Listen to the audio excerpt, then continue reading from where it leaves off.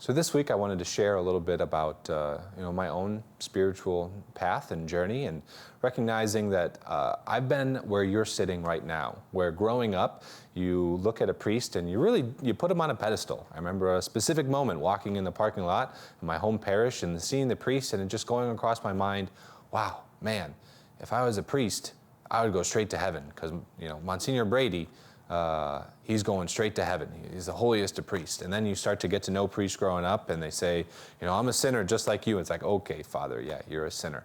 But then you become a priest, and you're like, oh my gosh, I haven't changed. Like, I'm still the same bum I was just a couple years ago.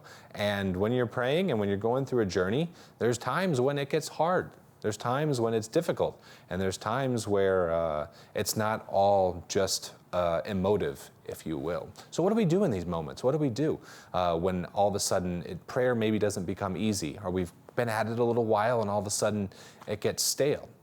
So what I think a lot of us do, and what I would say first and foremost, is what we do not do is just stop and say, oh, this is too hard. Oh, this isn't for me. I just, I tried it and I don't know.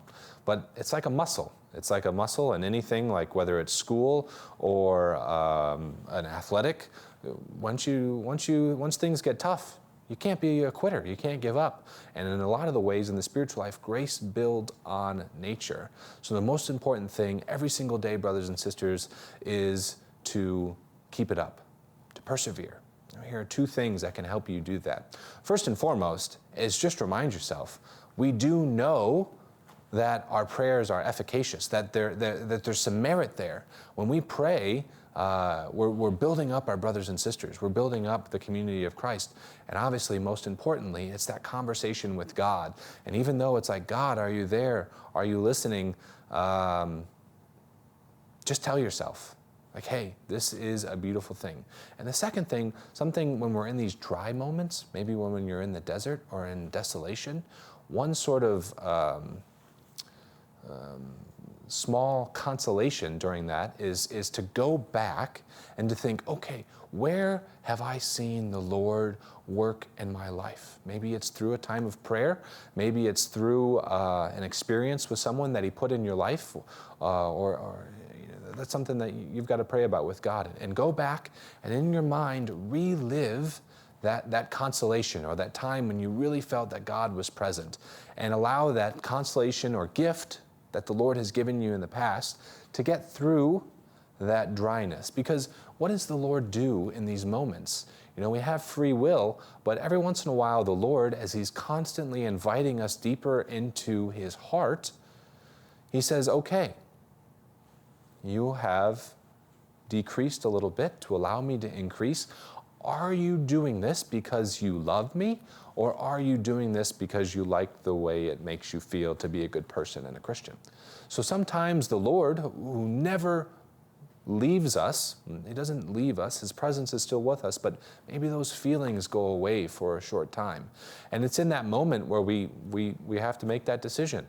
Are we in this because this just sort of makes us feel good? Or are we on this journey because God is all good, and we want to totally give back the gift of all the good things that He's given us? And then this continues. This isn't a one-time thing. And eventually at a time, that stage will be over, maybe that dryness or consolation or difficulty, and the Lord will welcome you into an even more beautiful and deeper good part of His heart, as He always does. So brothers and sisters, I'm here with you.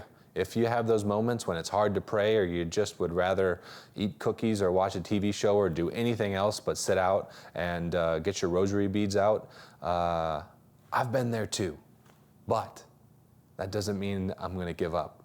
We're all in this together, and always remember that 2 steps forward and 1 step back is still progress. So keep fighting and know how much the Lord loves you. And if there's anything we can do, us priests here at St. Patrick's, to help you in your spiritual journey, I hope you reach out and consider us a resource to help you draw closer to the heart of Christ.